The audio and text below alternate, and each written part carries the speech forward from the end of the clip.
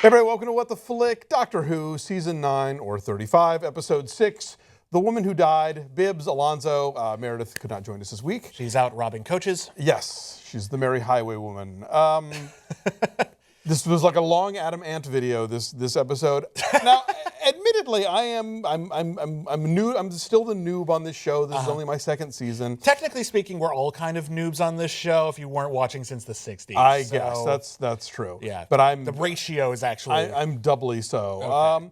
I don't know if it's within my parameters to say this was kind of a shitty episode. This was an episode. I've heard two takes on this episode. I've heard people say that, oh, this was such a remarkable episode because the Doctor got to just sit down and talk with someone and they could confront all of these sort of issues that are arising in their characters. And then there's the rest of us who think that this was paced like death. Yeah.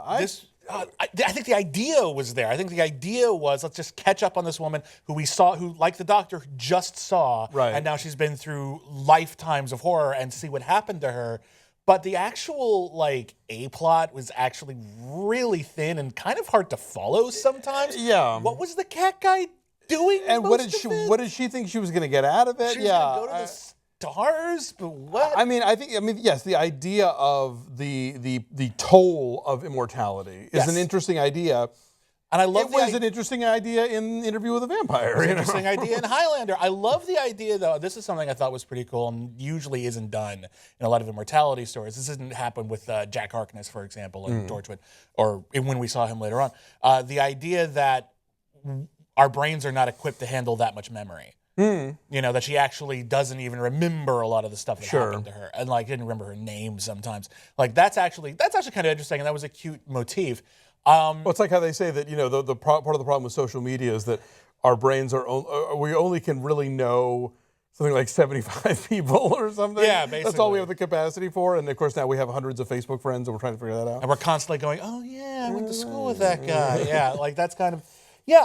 Again, though, I feel like I love Maisie Williams. I thought she was great in the last episode. And I wasn't here last week. I just want to say I thought the last episode was fantastic. Yeah, no, I really enjoyed that. It was a really, really fun episode. Good for a done in one. Solid ending. Led up to something special. And I like things that they're introducing in this episode, but it feels more like an episode from last season where they were still kind of figuring out how they were going to make this new series of Doctor Who feel different and distinctive in a storytelling capacity. And one of those things was, we'll just sort of languish on scenes long after they're dead. Long after the scene has begged you to kill it, we'll just stick with them and keep talking. And I got to say, and I know not everyone will agree with me on this, I kind of missed Clara this week. You know, it was weird not having her this week, and I feel like what this episode was kind of about for me, maybe I'm reading too much into it, or maybe I'm just a genius, but I feel like this episode was about how the Doctor himself has changed sort of between the first appearance of the early appearances of Peter Capaldi and what we have now, a Doctor who's a little bit more emotional and open and still kind of a curmudgeon and a cad, but way more sensitive. Sure. Which I find way more relatable. I think they found a good balance between those things now. And what we have here is Lady Me is sort of who the Doctor was early on in Capaldi's run, and Peter Capaldi is now looking at this young woman and saying, "Oh, I was a jerk. Oh, no, I can't. No, I have to stop this. This was a bad idea. We got to go right back to the drawing board and fix this show." AKA Lady Me. I will also say this: I like Lady Me. I love it when shows, especially Doctor Who, which is really good at it, give people something new to cosplay. Because Lady Me, you're going to see so many Lady Me's at Kamikaze this weekend, at Comic-Con next year. It's a great costume, especially the whole mask and masked rider element. Right. For young women, especially young little girls. Sure, I would like to see more Jessica Chastains in Crimson Peak, but that's just me. That's a lot of floof. That's a lot of flowy cloth. Well, that red dress with the spine in it, and yes. Anyway, it was cool stuff. Yeah. But we digress. And I have to say I am a sucker for puns, so that was that was entertaining. That was a good. I like having characters on the show who are alive. And for such a downer episode, even a show that stops dead in its tracks to give you comic relief was appreciated. Sure, yeah. It was like, we will stall to the end of this episode by giving you one joke or another. I'm running out of patience. Ha ha! He's a doctor. So that was good. No, it's not a terrible episode. God knows I've seen worse episodes. Sure. And obviously, this is kind of setting up important stuff. We talk about the idea that she's going to be, what was she say? She was going to be like the patron saint of his leftovers?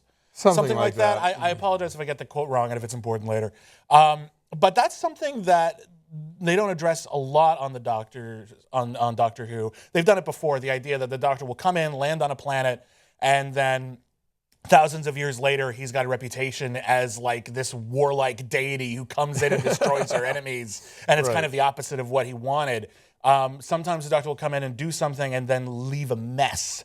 And the idea there's someone out there who's fixing the messes, or and who knows even what that means. Right. That's an intriguing idea, and I'd like to see more of that. And I kind of want to see like an episode that will actually like cycle through Forrest Gump style and see how Lady Me has been like sort of affecting a lot of the like the bigger messes the Doctor has made over the years. That would actually be really, really cool. So basically, she would be the damage control for Doctor Who. Yes. That's an interesting idea. And I suspect this is one of those episodes, because of all the stuff that you mentioned, that might fit better for people who are contextualizing it in the sort of overall arc of the show and the character and that kind of thing, whereas those of us just kind of coming in are sort of like, I think it's a little meta, but I don't think it works both ways terribly well. I think if you're gonna be like clever about this and do a show about the show in some capacity, it should also be freestanding. Yeah, exactly. Otherwise, you're just kind of got your head stuck up your own butt. Now, again, it's not terrible, but this is easily the worst episode of this season so far. No question.